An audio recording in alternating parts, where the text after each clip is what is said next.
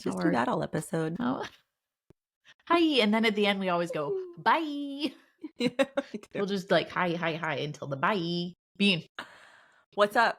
No. It's my turn. What's up? Oh, What's up, Bean? I'm pretty good. I had a good week. Ooh. What do I have to tell you? I will say that I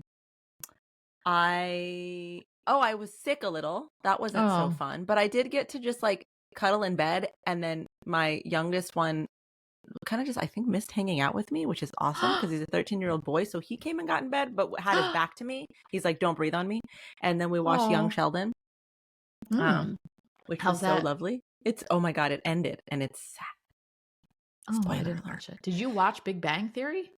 No, but we do. But it's also, it's different. Like, it is a very different show, Young Sheldon and Big Bang Theory. Interesting. Yeah, I highly recommend it. It's actually something really great to watch if you have kids that are like between the ages of like 8 and 15. Wow. You won't be disappointed. Do you get what I'm saying? Oh, yeah.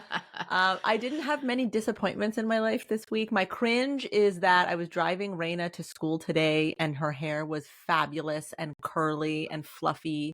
And I said, "Raina, your hair looks so good." And she goes, "Mom, it's really hard to believe that compliment from you when you straighten your hair all the time." Oh, shit. You got dissed, Right? girl. But she's totally kind of right. I'm sorry. She's totally right. Yeah. So what are we going to do about that? I'm very disappointed. And I said, "I know I'm not a credible source of this compliment, but your hair is fabulous. What do you want from me? I think it looks better on you than it does on me." And she's like, "I think yours looks better on you. So take that." Wow. And then I said, "Bye. Have a great day." And she left. That sounds like a really beautiful morning. That was my morning. Fun times you and your daughter spent together before school. Oh, you want to know a fun time I spent with my daughter? I sent you a video 2 nights ago. She's getting her learner's permit. I took her to a parking lot and this kid drove around the parking lot. Corey, and I showed my husband and he goes, "But she's just a baby." So that's all we can think of her as. She was a baby at our wedding. She had just been born. So it's like hard to see her behind a vehicle. She was in a vehicle. She was driving it, and she was like, "Mom, stop grabbing the side of the door every time I make a turn. It makes me feel embarrassed." I was like, I am managing my anxiety so much better than you could even imagine. Please. Like, if I grab the door every once in a while, please. My mother wouldn't get in the car with me when I was learning to drive. Only my father. I get that. She couldn't. Even in the car now, I'll see my mom pushing the brake on the passenger floor, you know, the fake brake. And I'm like, "Mom, I got it. I got this from you know, Mom, what? I've been doing this 42. For a while. Yeah, I got it." Yeah. Yeah. It's quite a, it is a real crazy mindfuck of an experience when your child is driving your car. I will say I didn't really fully expect. I thought I was going to start crying. Yeah. I have to be honest. I now let Evie sit up front, which I didn't do for so long. And even that is a real mindfuck. It's like, you're my baby. That's crazy. She's 13. Yeah, but I'm like, get in the back. Did you ever in a fucking booster seat back there or what? Getting your booster in the back. No, I don't know. She kept pushing. She's my first, so I'm always like nervous about it. But now she's like a full-size human, and I let her in the front, and I'm always like, yeah, I like look over and she's DJing, and I'm like, what is this? So I can't even imagine if she was in the driver's seat, and I looked at her. You better imagine. You got 2 years. I can't. I won't be disappointed. All right. Well, how was your week? Any house projects that you feel delighted about? Oh, okay. No, my house projects was all my projects. The weather's actually been really shitty for May. May is usually our best month out here. It was raining when I was there. It's still like overcast and shitty. It's like, what is going on? And in fact, that leads me to my cringe. Shocking. It's not weather related, but sort of somewhere in there is some weather sentiment. Corey has COVID. As did we just find out my sister, as do my in-laws, as do all the friends. I think perhaps my bas mitzvah was a super spreader event, unfortunately. And Congrats. 2, it's like, why are we having COVID? I know someone who just had the flu a couple weeks ago. It's May. Oh, like, I thought you were like, it's so 2020. Why are we having it's not COVID? 2020. It's like, I don't mind being sick. Like, it happens, but save it for the winter. Yeah, totally. You know what I mean? Like, being sick in the spring, it's like, what? It's May. Your germs don't exist in the sunshine. Yeah. But you know what?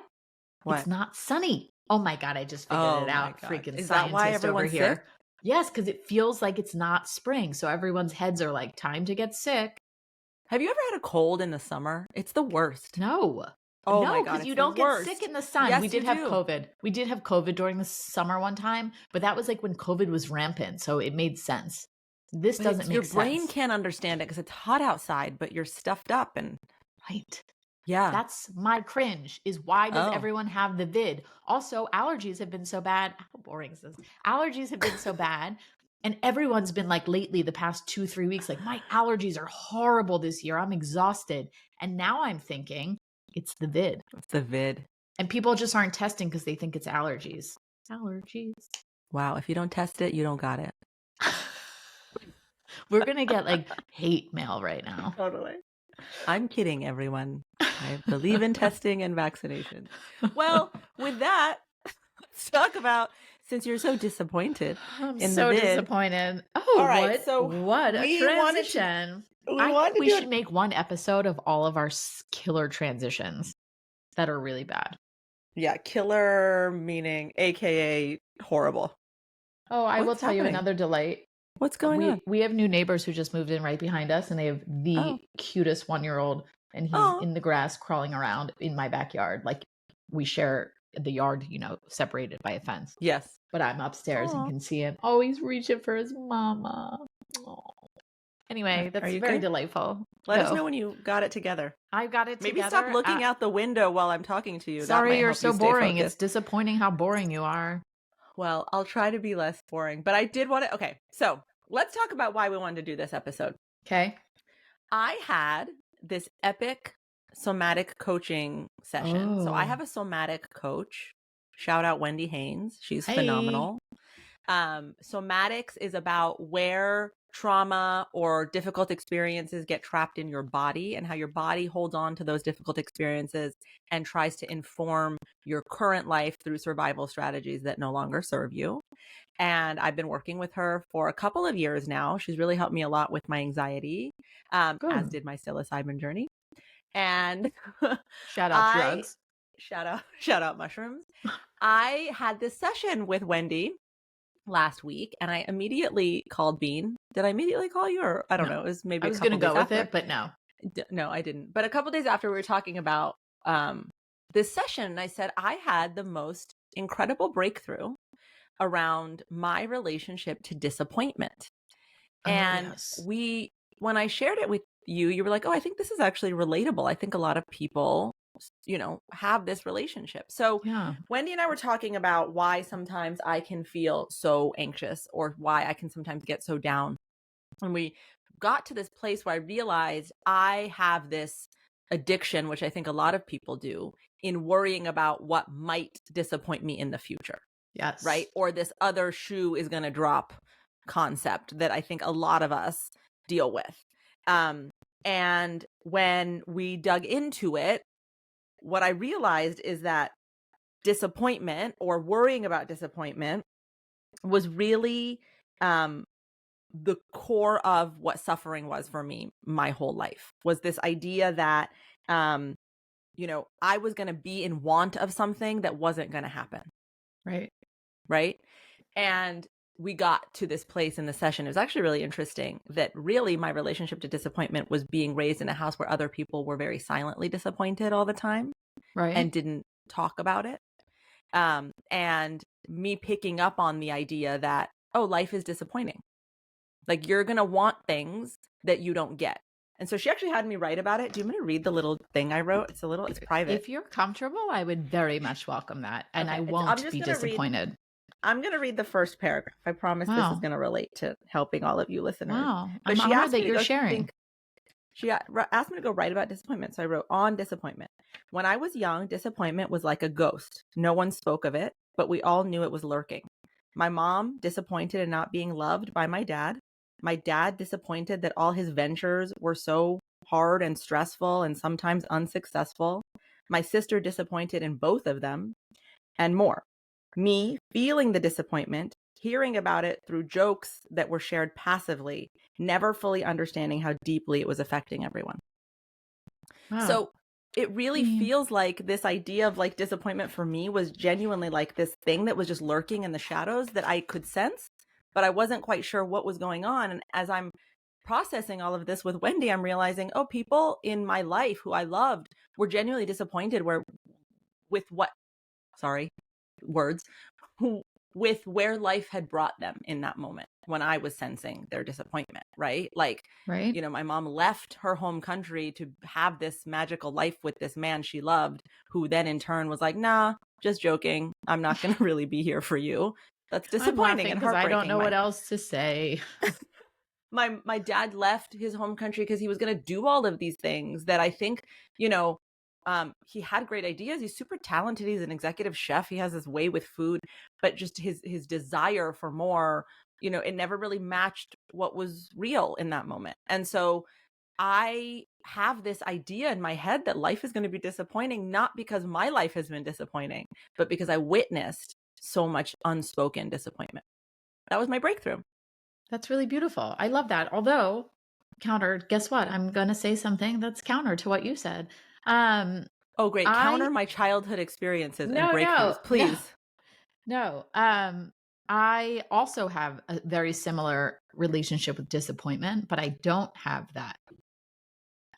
You know what I mean? But I do. It's like Oh, operating from a fearful place a lot, always waiting for the other yeah. shoe to drop, always feeling like, everything's such a phase that even if it's great, it won't last. It can't Yeah. last. Nothing Yeah. lasts forever. Yeah. I read somewhere that it's like practicing our negative feelings, our future negative feelings. Worrying about Oh, being disappointed in the future oh, is practicing your negative feelings to prepare for them. And actually, there's this research study that I came across. Um, it was this paper in the Journal of Emotion, oh, FYI. I got to read that. um, that it was called The Cost and Benefits of Negative Expectations. And researchers were looking at this idea of practicing future worries. And they found that students who predicted getting a poor grade on an exam felt bad for days before receiving their results. Worse, their stressing did not diminish the disappointment they felt once they got their scores. So this idea that like if we just worry enough and feel the negative feelings Right, beforehand, somehow they won't feel so bad when they show right. up is in Totally. fact not true. They feel just as bad. I too found something that's inspirational. This Tell is me. similar to shout out a few episodes back when I told you I write out whenever I hear something that feels really meaningful to me, a quote, Yeah. a sentence, 3 words, I write them down. I have this like running list in my notes. And one of Yeah. them was worry takes your strength. Yes. Don't you love that? Yes, it's It so does. true. It takes Yeah. like your perseverance and your ability to move forward and power through. Yeah. The other thing I think sometimes a phenomenon that happens is that this idea of like, if we are experiencing joy, there's a part of our brain that's like, don't Yeah, get so far into totally. this because you're going to get really disappointed when the opposite of this feeling or experience happens in your life. Does that happen to you? All the time. And I sure as Yeah. shit hope that you're about to blow my mind on a way to not have this happen. Because I don't like it. I feel like as I'm getting older, I'm much more into the now is now. Like you're not even promised later. So you need to be with this joy right now, even if it's fleeting. Why not enjoy it? But Yeah. I So still this is can't a shake that. common Yeah. phenomenon, especially with driven people who care about, you know, creating more and more positive experiences in their lives. And so the University of California did a research study on this with a psychologist, Sonia. I'm not going to say her name right. Okay. Okay. Sonia. Leo Bomrisky. Wow. Sorry. No, I Um, liked it. but the research was about whether the robbing yourself of the present joy somehow then offsets the disappointment in the future. And what the research found is that taking yourself out of the moment to dread what might happen won't prepare you for disaster, and that the ability to experience positive emotions actually improves your ability to cope with distress when it does occur. Oh, I kind of love that. It's like when you come to visit me and I'm always like the first day, I'm like, I You're don't want you leaving. to leave. Yeah. You're leaving in 2 days. And you're like, shut Yeah. up. But then you always say, when I leave, and I say this to you, like we both feel so Oh, full so for full. like weeks, Oh, at least a week afterwards. So like yeah. that positive experience buoyed you, for Yes. whatever came after that. And that's what this Totally. study is about, is like, okay, so you're experiencing joy, and then you're worried, uh-oh, don't get too addicted to this feeling. No, no, no. Right. Your presence in that feeling is what's going to allow you to get through the harder times Of with more disappointment. buoyancy. Yeah. Yeah. Yeah. Yeah, totally. Totally. That's a What's great your example. relationship with disappointment, Bean? Tell me about, like, what do you feel like when you think about worrying about being disappointed? What do you worry is going to disappoint you? Or do you? I worry mostly about people I care about disappointing me Mm-hmm. And what does it mean? because Like, if people who you care about disappoint you, what does that mean to you? kind of I feel like it's sort of piggybacking on last week's episode about trust. Go listen to it. Check out our YouTube. I feel like not showing up for me in the way that I was hoping and or asked for and or the way I show up for you. That's what disappointment is to me. And expecting, I guess, not having expectations meet when I feel like my expectations are reasonable. Mm-hmm. You know what I So mean? do you find yourself worrying about that happening in the future? Yes. Yes. And the other shoe to drop. I'm a big, this joy cannot last. I'm very big into that. Like, this is going too well. Something's Yeah. got to give. I definitely struggle with that. Yeah. And do you find that when that shoe drops, it's as bad as you expected? It never is, but now that you say it, I kind of wonder. I guess I'm wrong, but now I kind of wonder if all of my worry cushioned my fall a little. It was like you knew this was coming anyway. So I guess Right. it's also So don't about be not so. being disappointed in yourself, like fool me once, shame on you, fool me twice, shame on me kind of thing. You know what I Yeah. mean? Not being disappointed Yeah. in myself for not seeing it more clearly.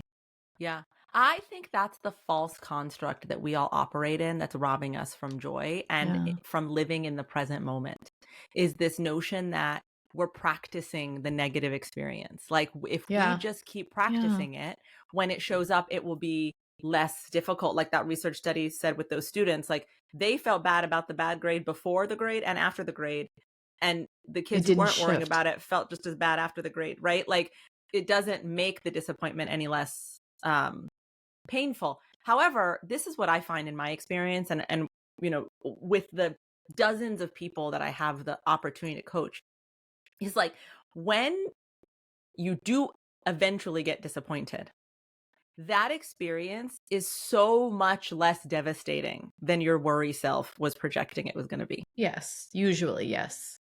Like, it's like you find a way and life finds a way to buoy you, to give you other things, other opportunities come in, or other things to focus on, kind of really help you in those moments not feel so devastated around the one thing you thought you'd be disappointed over. Like, have you ever had something that you're so focused on as a goal? It's got to be this, it's got to be this, it's got to be this. This And then podcast. well, But I'm okay, not I'm not going to say disappointed the yet. rest. Right. Well, I was going to say, and then it's got to happen. Yeah. It's got to happen for you to feel happy. And then it doesn't happen. Yeah. Have you ever had anything like that? Yes. Lots of things. I mean, And throughout my whole life. don't you find that when the thing doesn't happen, either something else has come along and distracted you enough that you're not as devastated by that thing, or it didn't happen and it's less painful than you expected? I mean, here's like an example that's not that great, Give but it still, to us. I'm thinking my girls are 3 years and I don't know, 5 months apart or something. Mm-hmm. And I really wanted my kids to be 2.5 years. It was like what I had my mindset on all the time, all the Mm-hmm. time. And every month that went by that I wasn't getting pregnant, I was more and more upset. And it Mm-hmm. kept being like, this is not going any of the way that I planned. I'm so devastated and everything. But then I got my Layla, right? And I think to myself all the time, I agonized that I wasn't pregnant, but like it wouldn't have been her. You know what I mean? Mm-hmm. And I'm so fulfilled by her that I Mm-hmm. can't imagine it being any other way. Yeah, totally. Was that aligned with what we were That's saying? exactly right. Like, Okay. no, that's not right or wrong, but like, Right. I so relate to what you're saying, because what I live by and try to teach is divine timing Yeah. and things, you co-create with the universe. You absolutely have to be the one that sets the vision. You have to follow your desires, and you have to trust the timing of things, and you have to trust what's coming in, which I think if you really, really learn to live that way, your relationship to disappointment changes dramatically. I would love to live that way. We were Yeah. just having a conversation prior to this about, and it was both of us not living this way. It was a lot of what ifs, what ifs, what ifs. I Yeah. would like to. Can you instruct us and guide us how to get to that place, please, wizard? Of how to live without focusing so much on disappointment. I mean, I thought it was important to share my experience of me working with a somatic coach so that everyone understands, Oh, like, yeah, I totally. teach this stuff and I don't even, like, there's no way Yeah. I'm even close to mastering it because I think it's so much a part of the human condition. We are so conditioned to worry. Um, but I think that, there's four things that I really want to talk about if you do feel like you focus on future disappointments to prepare yourself for them that will help you. And I The just f- thought of one. yeah. Oh, Should go. I You go go first? first. Yes. It's actually was taught to me by you, and it's something that I'm trying to utilize with my children a lot more is with the what ifs, like what if it goes really badly? You have taught me that that's on a spectrum. And what if it's the other direction? What if it goes Yeah. beautifully? Like Right. imagine that. It could go Right. badly, but it could also go really well. So why are we going to spend our time wondering and we just have to let it play out? Yeah. Yeah. Instead of coming from Totally. fear, come from love and positivity. Write Yeah. that down. Well, it really is related to the first thing I was going to share, which is what you focus on grows. Right. If you look at your life like a scale and you have things in your life that are disappointing and you put them on one side of the scale and then you laser focus on all of those things all of the time, the weight of that scale grows.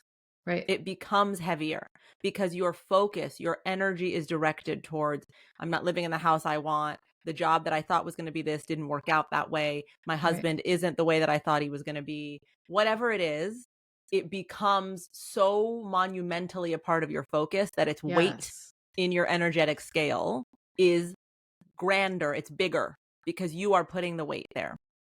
If, on the other hand, you focus on the other side of that scale, what is working in your life right now? I have this really amazing friend and author, Tara Schuster. She wrote the book, Buy Yourself the Fucking Lilies. And Yeah. she talks about journaling as a practice, a ritual for her in her own mental health journey.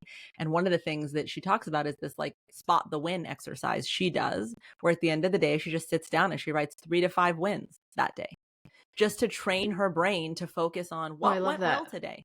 What was the win? So I'm going to just say for Tara, use that exercise because it really helps Yeah. build the other side of the scale. Where are the things in your life that are going well? Where are they? How do you identify them? Plot them on the scale. And then just be honest, how much of your focus is going towards that, towards the things that go well? I'm going to do that a little.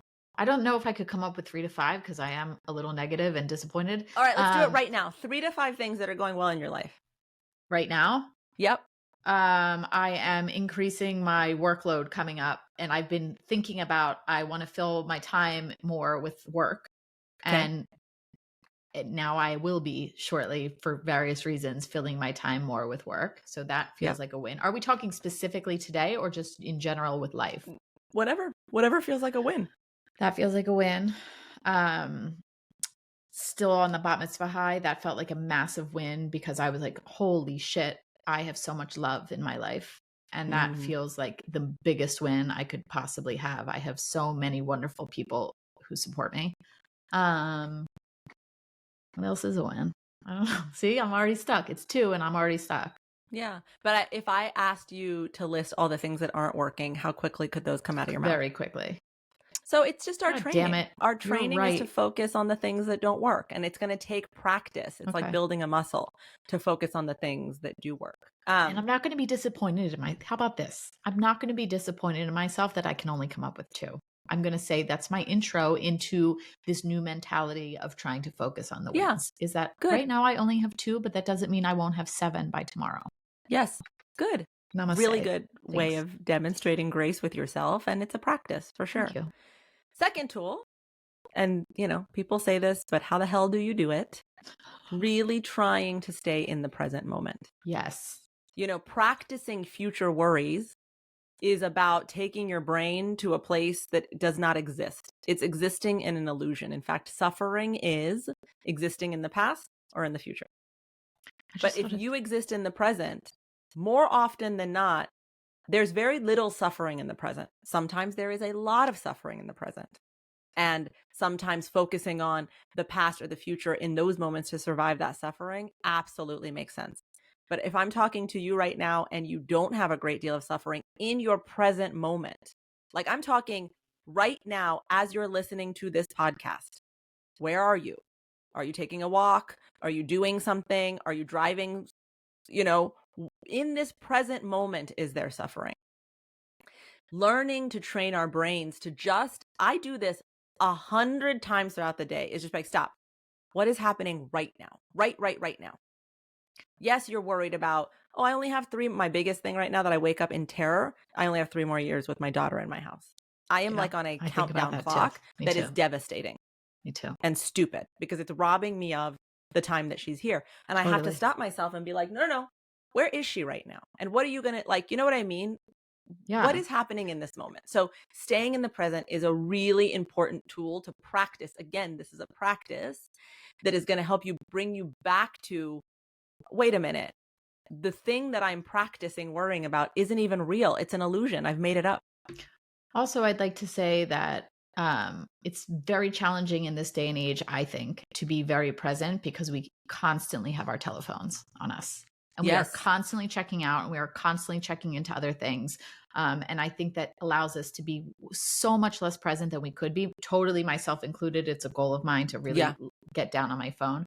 And then that in turn causes anxiety because we're not present and we're totally distracted and we're worried about that and this and that. And we're looking at our phones and we get the email and we're not looking at our child who we're playing with on the floor, or we're not, listening to our partner about their day at work or.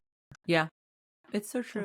I've been doing this thing where I just put my phone on Do Not Disturb and then sort of forget that it's on Do Not Disturb.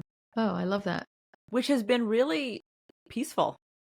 The Jew in me has trouble with it because I'm always like, what if somebody needs me for an emergency? Bad is gonna happen. I know. But you know what? TJ reminded me. He's like, if people call you twice, it rings.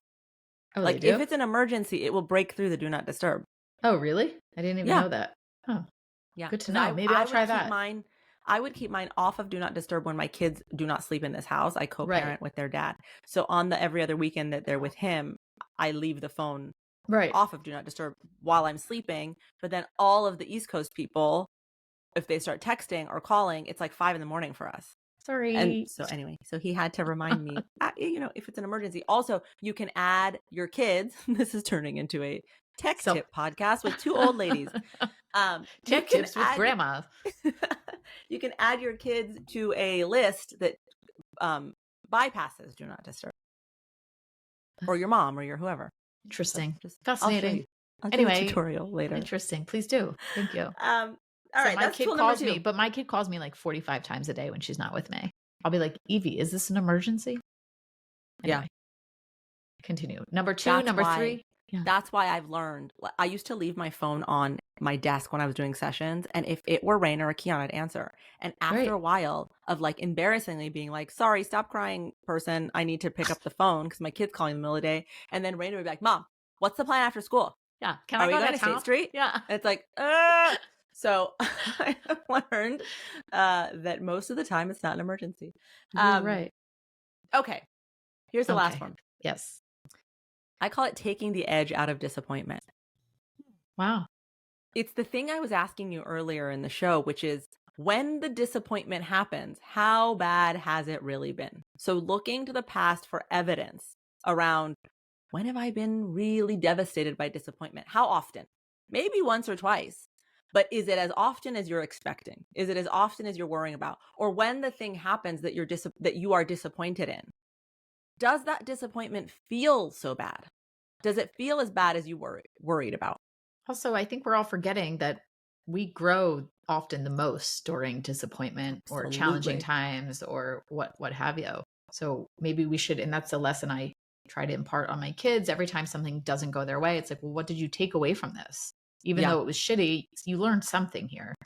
Yeah. It's hard. I will say it's hard to be in that headspace when you put your heart Yeah, and soul in something. Like totally. I'm in that, the worry about disappointment thing right now is all around my book and my book coming out in March. Yeah, And, I've right. spent 2 years of my life pouring my heart into this book. Yeah, And if people don't read it, or if they right. read it and they hate it, that will be disappointing. Like, really Absolutely. disappointing, I feel Really, like. really So disappointing. go and buy the But book.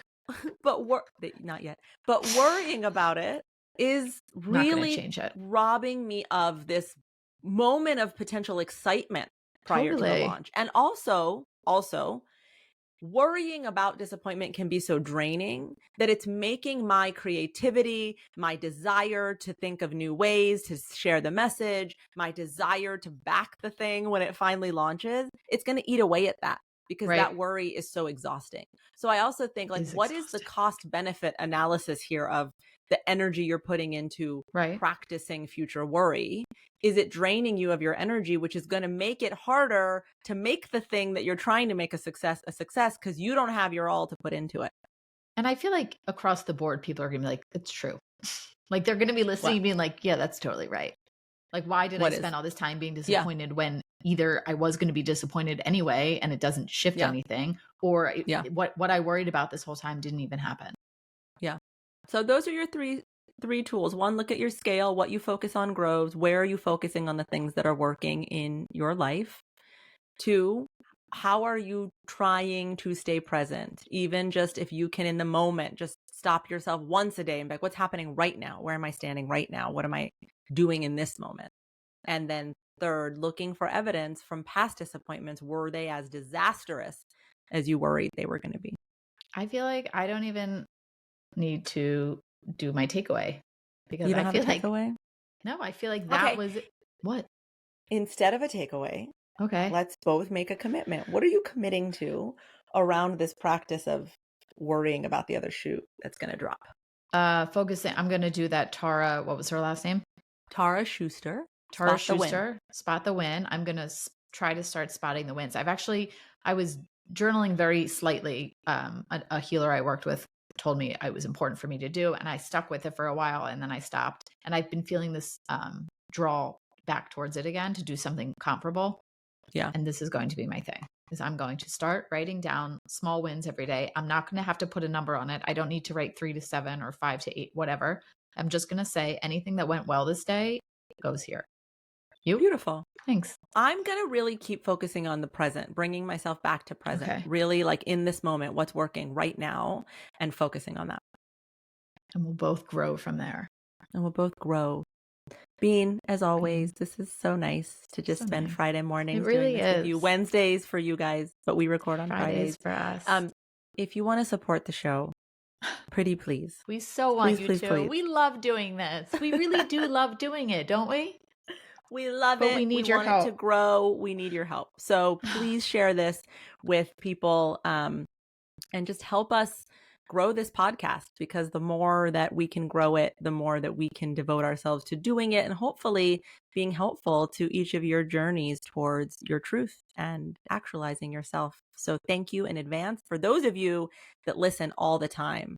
We really love and appreciate you. Really, from our hearts, truly. Thank you. And we will see you next week with another episode. Bye, Bean. Bye.